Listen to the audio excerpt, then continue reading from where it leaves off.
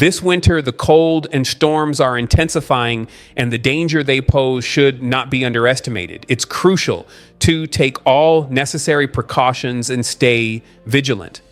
Winter conditions can be incredibly harsh, and they demand our full attention and respect.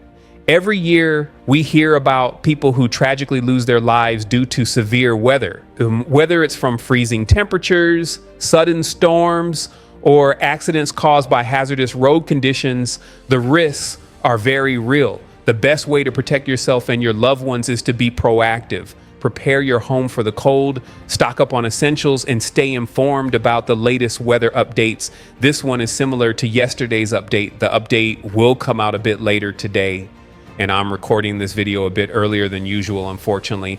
However, we see warm air spreading northward through this corridor, and this is exactly what I'm talking about. We're going to see a lot of warm air rising and then cold fronts developing. These cold fronts will move across the area, swinging through, and that's what will bring severe weather to this part of the nation. This could even stretch into the Atlantic and Ohio Valley at times. So these areas really need to be on the lookout for wintertime thunderstorms and severe weather. Wintertime severe weather events can be quite serious with a lot of sheer and violent temperature swings. We'll be watching that closely. Out west, it's going to be colder overall during the 6 to 10 day period. Precipitation reflects what I'm showing here. Plenty of storms moving through the northwest and rising up through this pocket. We'll likely see a lot of storms moving across this area as well, including a Clipper system. You can see why the storminess is mostly concentrated in the north, as these storm tracks tend to include this area. The southwest and southeast will be a little drier, but I think we will still see some storms in these areas. Looking at the 8 to 14 day outlook, which covers February 3rd through 9th, we can expect similar conditions. Rising warmth in the southeast corridor will be met by cold fronts, which will bring the potential for thunderstorms and severe weather. It's definitely something to keep an eye on, especially as we move past the first week of February. As we approach that time, we expect cold air to begin moving eastward, which is why we see the Midwest and plains starting to get colder.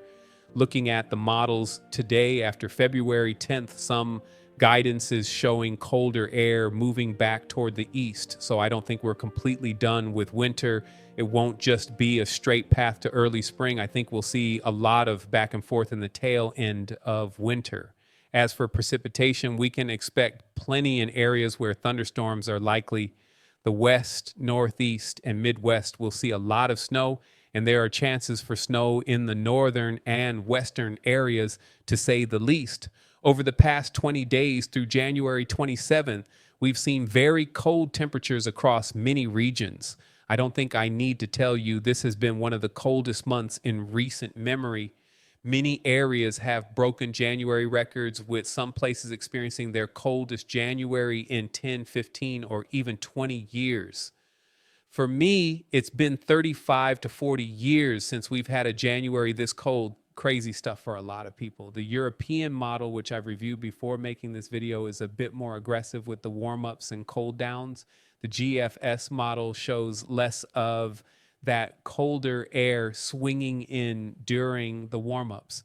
Throughout this year, I feel like the European model has been the colder of the two, so it's not surprising that it's also more aggressive when it comes to predicting severe weather and storms. And keep that in mind as we work our way through it. As for this evening, we have a parent low over eastern Canada with a secondary low acting as a clipper riding along the jet stream. This will drop into the northeast, bringing some snowfall. Back-to-back minor snowfall events are expected. Anything under 6 inches of snow in the northeast would be considered minor, and we're likely looking at 3 to 4 inches in the bullseye for both of these systems. We also have some showers and possibly thunderstorms happening in the southeast this evening, with some precipitation lingering in the southwest. This is fantastic news for areas like Los Angeles, which has been dealing with fires. Moving toward tomorrow afternoon, we'll see snowfall overnight. By 10 a.m. Eastern tomorrow, the first round of snow will be moving in, followed by a second clipper system riding the jet stream down. This will bring more snow to the region. This is Thursday afternoon. Again, thunderstorms will be very prevalent throughout the south central states. As we move toward Friday, February 3rd, we see the low near the Ohio Valley with the cold front swinging underneath and the warm front extending to the north. As a result, we'll experience a warmer day with lots of warm air pushing up the east coast, leading to a pretty significant thunderstorm risk for the southeast and mid-Atlantic areas by Friday, January 31st, just 4 days from now. We'll also see some snowfall on the northern end of this storm, along with a significant storm system for the northwest U.S. and southwest Canada, bringing a lot of mountainous snowfall and some lower elevation rainfall. Although this kind of weather is expected during winter, it's a bit more notable this year as the winter has been less active than usual. By Saturday, February 1st, we'll be left with cooler air to the north in the east and temperatures a little closer to normal in the southeast. There won't be any huge departures from typical temperatures, but we'll still see mixed precipitation in the west with continued activity. On Sunday, February 2nd, a low pressure system will form near the Great Lakes, bringing snowfall, especially to Canada, but also to parts of the Midwest and Great Lakes in the U.S. Significant activity will persist in the west as this marks day 3 of snowfall in the Cascades and Rockies. By Monday, February 3rd, the Great Lakes low will move over the northeast. We'll see higher elevation snowfall and lower elevation rainfall, with continued activity in the northwest. As we move toward Tuesday, February 4th, a colder date is expected, with cold air diving into the east and warmer air pushing out for the west. This isn't the warmest pattern, and if a storm forms during this time, any of these areas could see snowfall. It's not your typical torch pattern for winter, as many people have expected. Temperatures will remain close to normal with periods of warmth and cold. Overall, we'll experience fluctuations, but the temperatures will mostly average out. By Wednesday, February 5th, we'll see continued activity in the west with snowfall and rainfall expected. There may be some storms affecting the south central states and the southern plains. This is worth noting as another major storm could rise through this region. By Thursday, February 6th, a new low will form, bringing another warm front and cold front situation. This will bring severe weather once again with thunderstorms popping up throughout Kansas, Missouri, Arkansas, Oklahoma, Texas, and Louisiana, classic areas for severe weather. By Friday, February 7th, this storm will intensify and could be even more violent.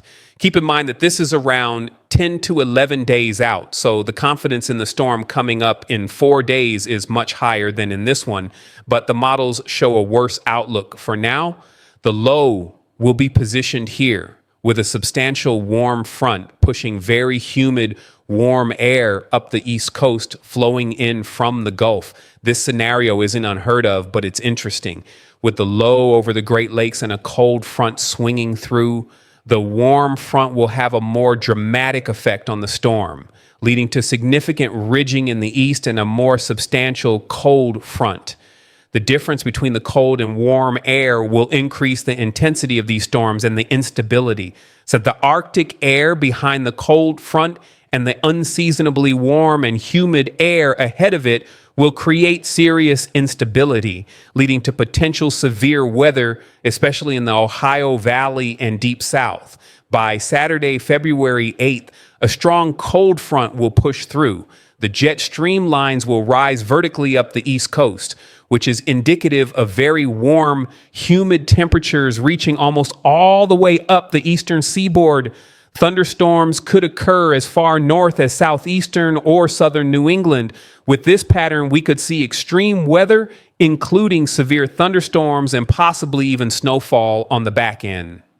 If this scenario plays out, it could be substantial. We would see significant snowfall in the Adirondacks and Catskills, along with a warming trend out west. The cold air pouring into the east behind this could easily shift us back into a wintry pattern. The models are suggesting a return to a wintry pattern at this point. And if you follow the jet stream, you can see a slight ridge in the west and a trough in the east. It's not extreme, but there's definitely some dipping going on in the east and ridging in the west, which is worth noting.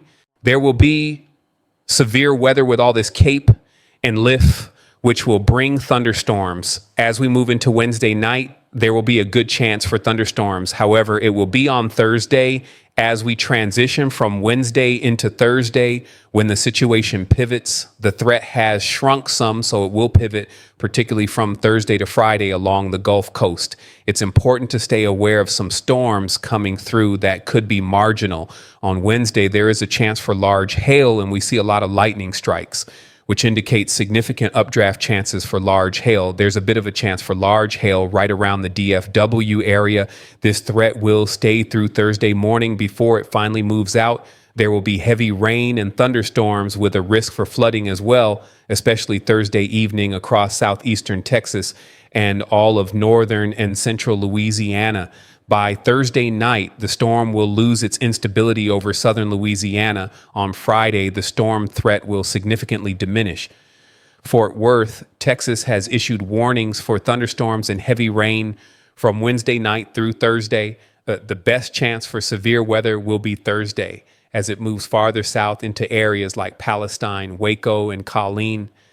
Isolated large hail will be possible on Wednesday, especially in northern Texas around the DFW area, with a few strong severe storms likely for Thursday, mainly in central Texas. As we look toward Wednesday, we see a bit more severe weather, though it's calmed down a little. The risk is at 5% for severe weather with a 15% risk in yellow. Here's a look at Texas cities at risk for severe weather on Wednesday. The National Weather Service indicates thunderstorms with isolated large hail and severe gusts across parts of the southern plains from late Wednesday afternoon through early Thursday morning. This will support supercell development with isolated large hail and severe gusts possible late Wednesday night. By Thursday, the threat has shrunk some. The severe weather risk moves farther south, possibly reaching its marginal risk along the coast for Friday. On Thursday morning, the National Weather Service expects supercells with isolated large hail and severe gusts. There is a marginal severe threat for the central Gulf Coast in the afternoon. As the storms move from Wednesday into Thursday, large hail is possible for northern Texas. As the day progresses, the storms will shift to the Gulf Coast with potential severe weather threats continuing into Friday morning. Moisture from the Gulf of Mexico will decrease as the storm moves toward the Great Lakes on Friday, bringing chances for snowfall. Keep in mind that on Friday, we'll also see our next storm system coming in from the northwest, bringing snow to higher elevations in Washington, Oregon, and Northern California, and possibly into Vermont and Montana. The GFS model shows a similar outlook, except the surface low moves toward the Great Lakes, pulling cooler temperatures down and bringing more snowfall further south in the Great Lakes, including Illinois, Indiana, southern Michigan, northern Ohio, and some mixed precipitation toward Pennsylvania, Long Island, and northern New Jersey. Looking ahead, the GFS model shows a warmer pattern extending into Canada. The next 7 days will bring significant rainfall to the northwest, especially in Northern California and towards the south central U.S. and parts of Texas, southeastern Oklahoma, Arkansas, Louisiana, Mississippi, Alabama, and Georgia, as well as across Tennessee, Kentucky, and the Great Lakes. That's the latest update. Thanks for your time. Special message. Everyone, be sure to subscribe so you don't miss future updates. I don't think an afternoon update is necessary, as everything seems to be downscaling a bit. There could still be a marginal threat along the Gulf Coast for Friday, but that should be about it.